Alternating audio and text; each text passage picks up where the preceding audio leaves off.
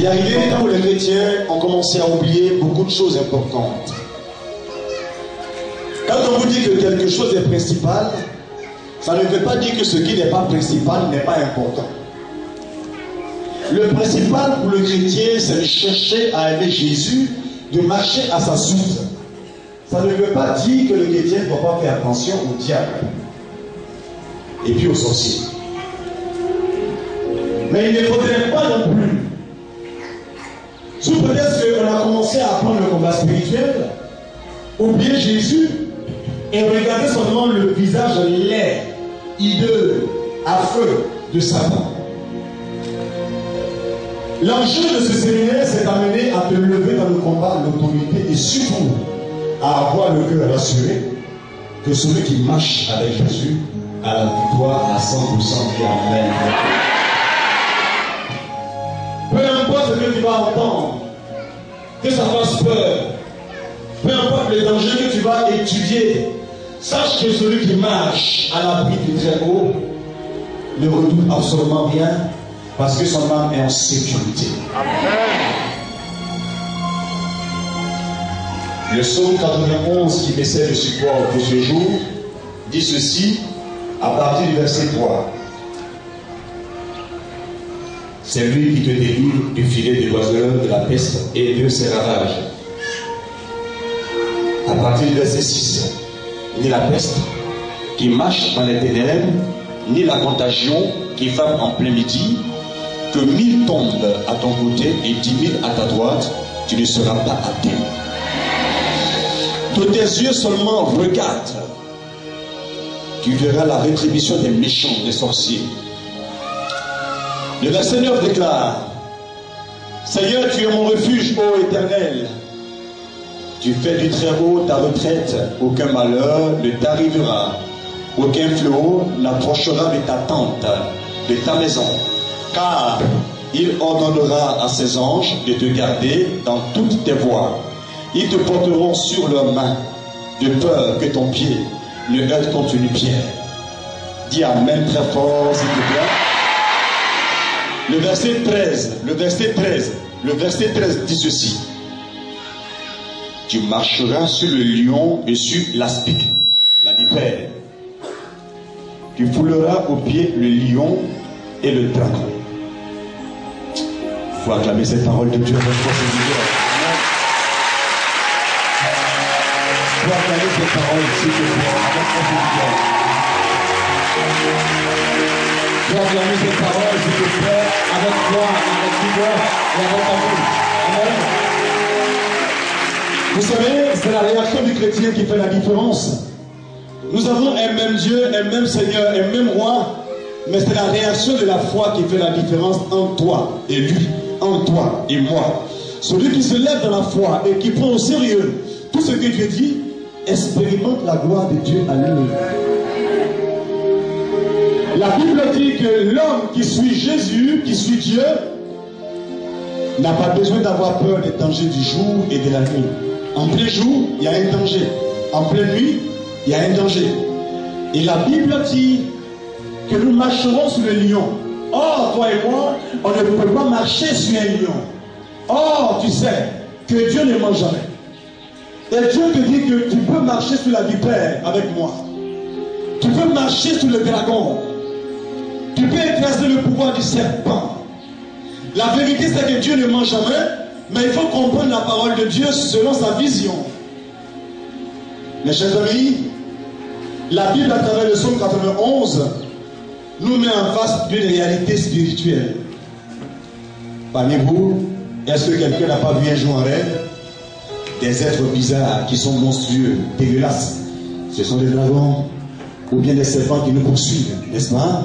Ou encore un lion qui nous attaque. Et puis bizarrement, on se retourne comme ça, le lion fuit, ça dépend. Il y a des gens même, un petit animal les poursuit, il tombe. Et puis il n'arrive même pas à bouger. Il y a des gens qui avant, lorsqu'ils combattent spirituellement, soit en rêve, parce que le rêve peut être habité par une réalité surnaturelle ou habité simplement par l'évacuation du subconscient de l'homme, c'est-à-dire dedans, il n'y a rien de surnaturel. Mais quand le combat se mène, même au niveau de tes rêves, quand le combat est réel, si ta force est réelle, dans ton rêve, tu remportes la victoire.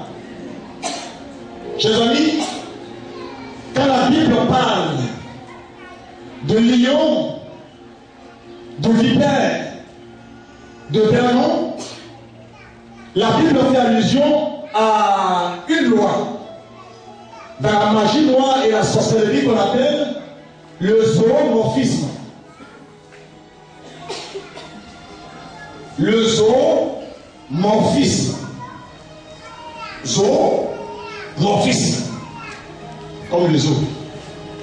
Ça veut dire qu'il y a des hommes et des femmes dotés d'un pouvoir particulier qui sont capables de se transformer en lion ou en dragon ou en tigre. Ma fille, tu le sais? T'as sommeil? T'es fatigué? Tu aimes Jésus? Quand on parle de ces choses, beaucoup ne croient pas à ça. Un jour, sur les journaux ici en Côte d'Ivoire, on a vu un animal étrange que les gens ont découvert.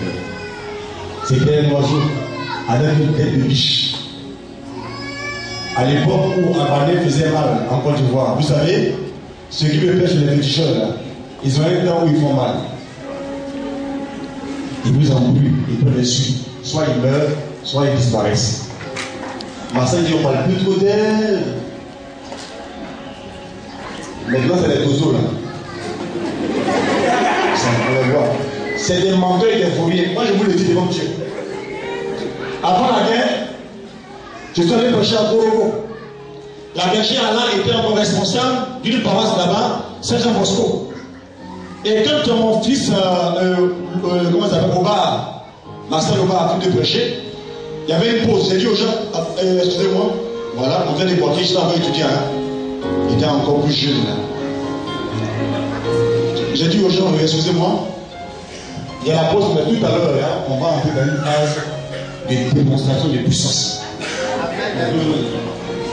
On est venu vous dire, vous qu'on aime là, que dans Dozo, les trucs là, il y a rien dedans. Et que tu es fort.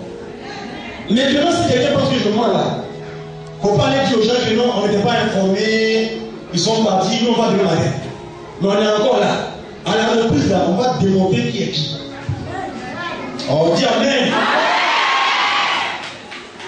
Celui qui met sa confiance en Dieu n'a rien à redouter. Quand on prêche l'évangile, c'est une affaire de confrontation de puissance. L'orgueil, c'est de faire quelque chose en son nom. La Bible dit que Moïse est l'homme le plus homme de la terre. Mais Moïse était un homme d'autorité, de puissance. La Bible dit que Jésus était tout humble de cœur. Mais celui qui menace la tempête et marche sur les eaux. Celui qui commande aux démons et les démons obéissent. En quoi consiste l'humilité? C'est lorsque Dieu va dire à Marie, Marie, toi petite comme ça là, je ferai dans ta vie ce que je n'ai jamais fait de la vie de quelqu'un sur la terre. Tu vas devenir la mère de Dieu, de mon enfant, toi Marie. Et toutes les générations vont te glorifier, vont t'honorer. Et puis Marie a dit oui. La Bible dit qu'elle est humble. Vous comprenez? Être humble, ce n'est pas accepter que n'importe qui banalise l'autorité de Jésus. Quand on est chrétien. Ce n'est pas accepter que les gens disent que la parole est fausse et que Dieu ment. Être humble, c'est de croire que Dieu seul me suffit, mais sans Dieu je ne suis rien. Quand Dieu me dit quelque chose, je suis sa parole parce que sa parole est vraie. J'ai dit aux gens à la reprise, leurs yeux ont vu clair. Oui, oui. Le fait à prêcher, j'ai plus un micro maintenant, j'ai dit maintenant, le Dieu qui nous a envoyé va commencer à agir. Cet esprit manifeste-toi. Le pouvoir de Dieu est descendu là. C'est pas d'un jour. Il y avait les paniers devant là. C'est pas pour l'argent. Hein. Il y a des gens qui attrapaient comme ça, qui tenaient sauter comme ça, ils coupaient leur fétiche là, ils posaient comme ça. Oui, j'étais fier. Quand on a fini matin, il y a un enfant qui me regardait comme ça, et puis je l'ai appelé. Il veut voir si je suis un être humain. Un chrétien n'est pas un homme ordinaire, mais un homme extraordinaire. Oh, c'est pourquoi il est capable de marcher Jésus est lion. Il est capable d'écraser un vipère. Il est capable de dominer un tigre. Le tigre est long, grand, fort et puissant. Mais le chrétien dans le surnaturel a une force supérieure à ça. Parce que quand un lion vient devant toi dans un combat spirituel, tu deviens un lion spécial qu'on appelle le lion de la tribu de Juda. Le seul unique et le véritable qui se lève en autorité. Amen. Amen. Amen. Tu n'as pas compris, on dirait, il faut dire Amen. Je suis venu ce matin t'annoncer que tu es puissant en Jésus-Christ de Nazareth. Je suis venu te dire que tu es puissante au nom de Jésus-Christ de Nazareth.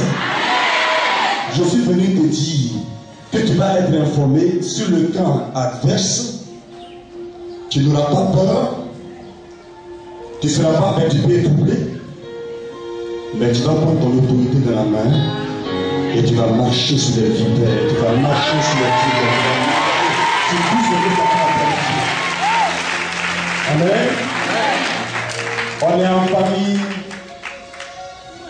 sous l'autorité et l'onction de Dieu. Je vais vous expliquer ce que eux ils font. Mais eux, ils ne pourront pas expliquer ce que moi j'ai fait. Amen. Parce que eux, ils s'inscrivent dans les faux miracles, mais nous on opère dans le miracle utile. Amen. On est chicoté aujourd'hui, chicoté demain, et puis il n'y a rien. Et puis il n'y a rien.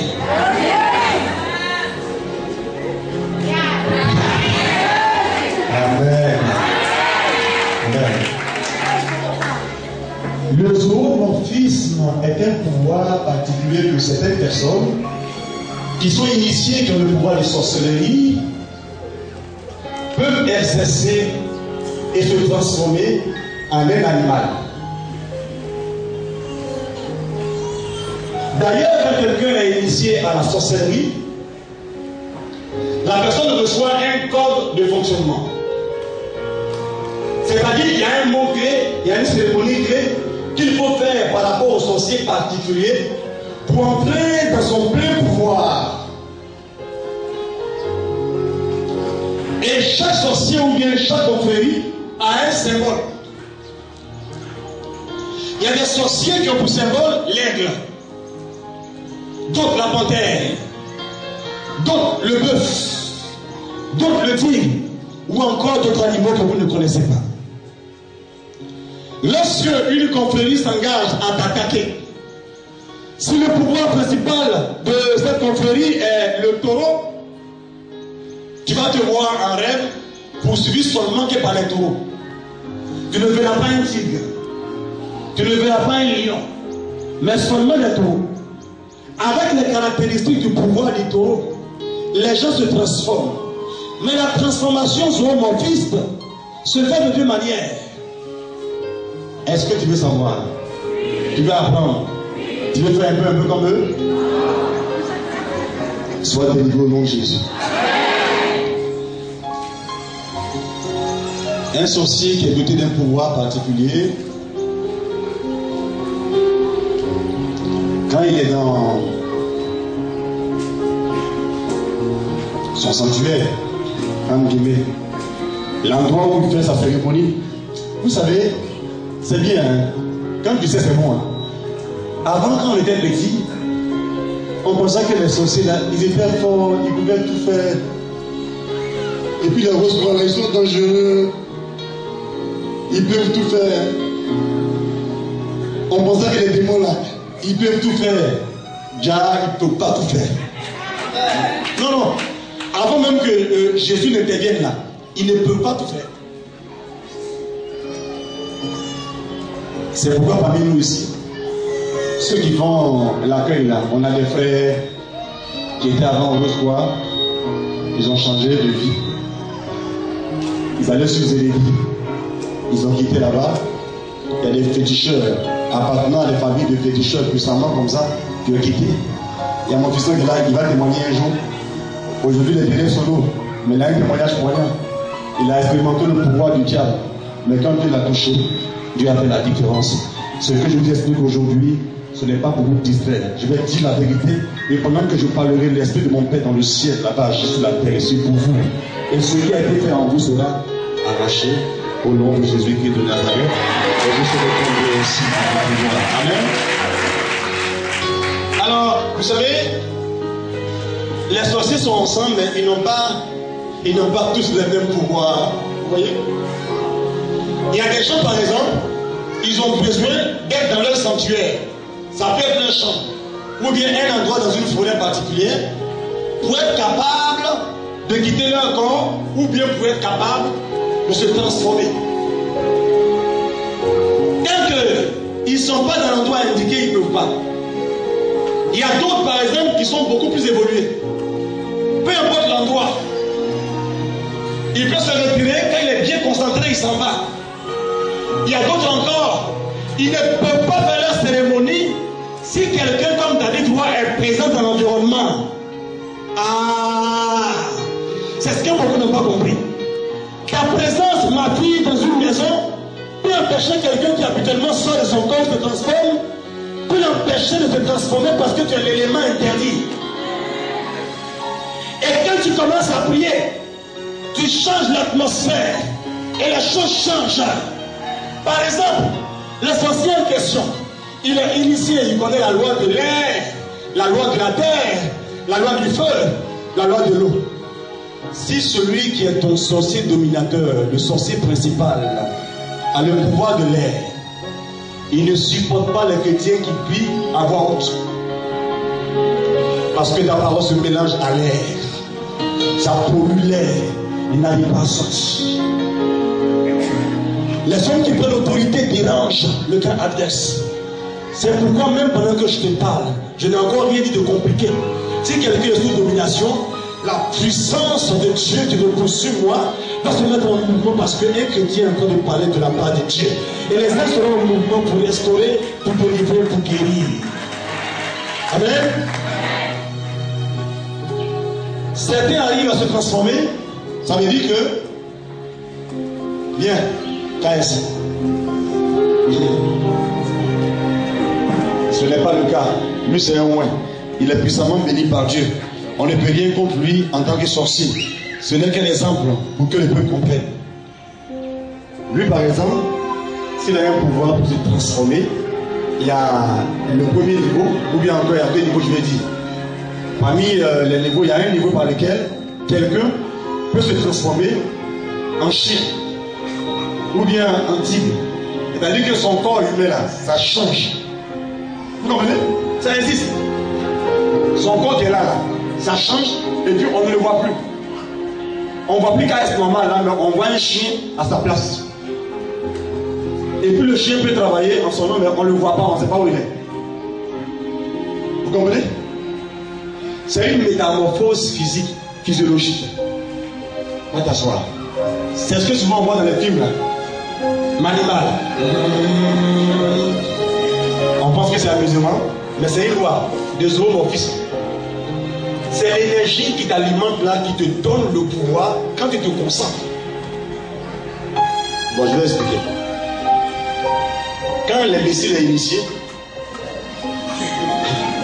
il reçoit une puissance, une énergie en lui. Ok? Cette énergie qui est en lui là est connectée à son mental. À son mental. Il peut prononcer des paroles magiques. Et puis son esprit pense à l'animal. Il se voit animal. Il se concentre avec force. Et la puissance se réveille en lui. Et automatiquement, ça déclenche le processus de transformation. Et puis il devient animal. Mais quand il devient animal physique, il a un délai pour redevenir normal, sinon il est mort. Et si dans la loi de l'individu en question, il ne doit pas redevenir l'homme devant les hommes, mais en cachette, malheur pour lui, s'il a commencé à se retransformer en homme et que quelqu'un pose le regard sur lui, il devient fou. Ou bien il meurt. C'est pourquoi Dieu dit de ne jamais vous amuser à un camarade ou bien ami au diable. Tôt ou tard, il va vous avoir. Amen. Le second niveau de zoomorphisme, C'est le niveau ordinaire que beaucoup de sorciers pratiquent. Le gars est couché à la maison. Quand tu ouvres la porte, il est couché, il dort. Tu le tapes, il ne bouge pas. Soit il y a un pied qui est droit comme ça, sur le lit, soit le pied gauche comme ça, sur le mur. Il est couché là, il est comme mort. Tu l'as vu comment il ne se réveille pas. Il est parti par le pied. Et quand il s'en va, ce n'est pas forcément le même corps physique qu'il va adopter. Il peut se transformer en même temps en un animal. Il est couché à la maison, son corps physique est là. Mais quand il t'attaque dans tes rêves, ou bien tu es couché, tu as comme une vision. Tu vois un lion sur toi. Lui, il sait qu'il y a un lion qui t'attaque parce que c'est lui-même le lion. Par la projection astrale, c'est-à-dire qu'il sort du corps, mais il prend une forme d'animal. Et quand il pense à te mordre, en même temps l'animal vient te mordre. Est-ce que vous avez compris? Mais là, le corps est encore là.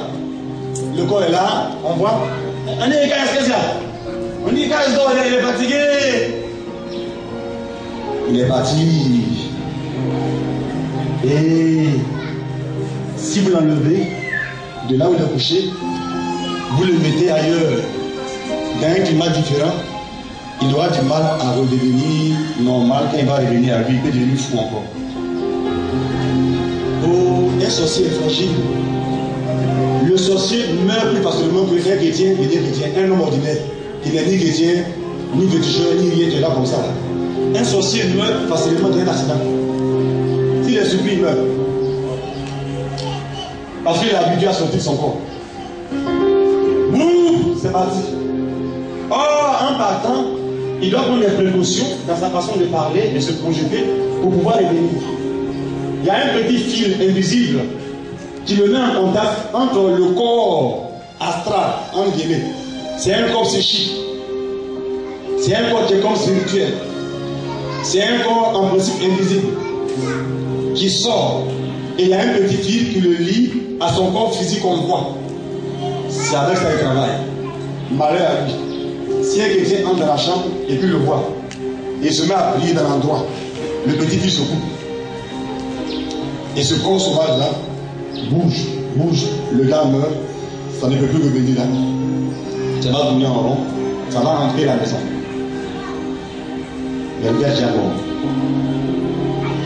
On peut sentir sa présence dans les rêves, mais il n'a plus d'endroit où venir habiter.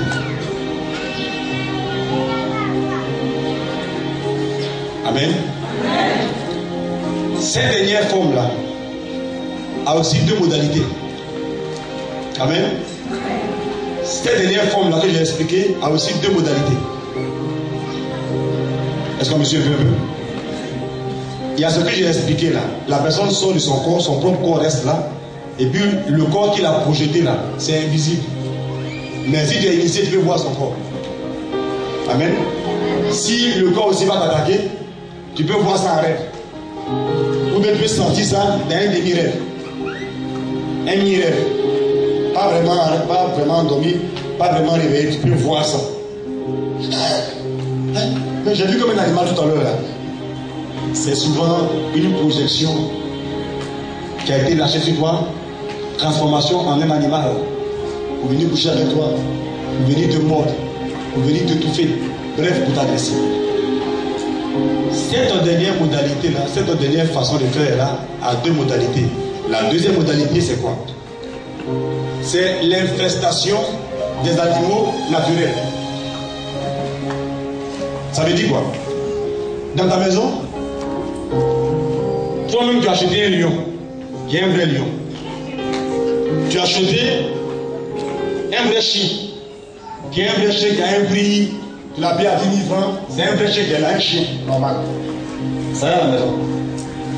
Quelqu'un peut dominer l'animal. Et puis son esprit humain vient habiter l'animal dans la maison. Donc l'animal en question, c'est ton animal que tu vois avec la même forme, tout. Mais en réalité, c'est un être humain qui est là, mais qui agit par son canal.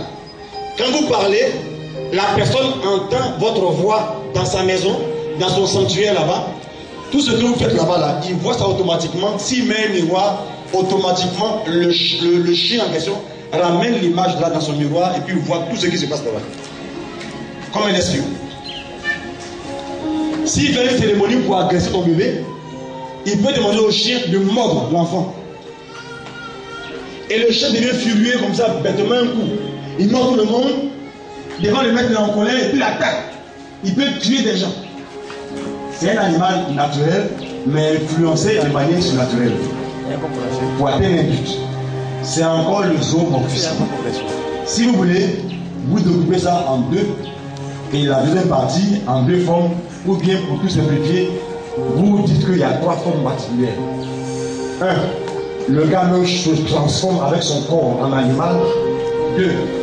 Il se projette avec un corps invisible, mais qui est comme un animal pour aller travailler, mais on ne voit pas la chose. Troisièmement, sa puissance vient dominer un vrai animal, et puis l'animal est téléguidé par l'agent sorcier, le sorcier dominateur. Vous comprenez ça? Vous comprenez ça? Le dernier cas là. Tu peux être en train de prier et puis ton chat devient furieux. Ton chat. Tu es en prière. Il crie, il est en bouillon comme un humain qui est perturbé. Quand il va le feu, le chien peut entrer en rage parce qu'il voit vraiment le danger qu'il est là. Or, pour quitter le chien, c'est difficile. Il faut d'abord que le monsieur se prépare pour le faire. Le chien qui est à la maison en question, si pour une raison ou pour une autre, on l'a attaché, on l'a frappé même physiquement, là, le gars peut sentir la douleur. Là.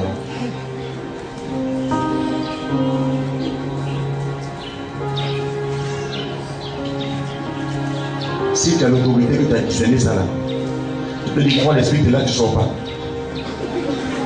Ouais. Ça dépend de toi. Ça dépend.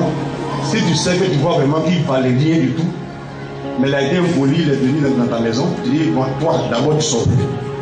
Reste dans le chien. Tout ce que tu vas faire sur le chien, même sans le frapper là. Là, le prendre jusqu'à un chien par exemple n'a pas la possibilité de fermer ses oreilles. Tu prononces les paroles de l'enfer, de la Bible, sur le cas des sorciers, des méchants, qui sont écrasés. Et puis tu lui dis, et toi qui habites là, détruis cet endroit jusqu'à là où tu es là. Dans tes oreilles, je mets ça, tu mets ce que tu veux dedans. Le gars là, il va grossir, mais pas par le corps, par la tête. Il sera en comme ça. On dit, mais frère, qu'est-ce que tu as? Le père Asselou avait une mission dans son village, et puis il y a des sorciers qui sont entrés en mouvement. Tellement ils sont bien, ils sont bêtes, c'est pas la peine. Le frère Asselou a prié, ils ont envoyé la pluie, il a prié.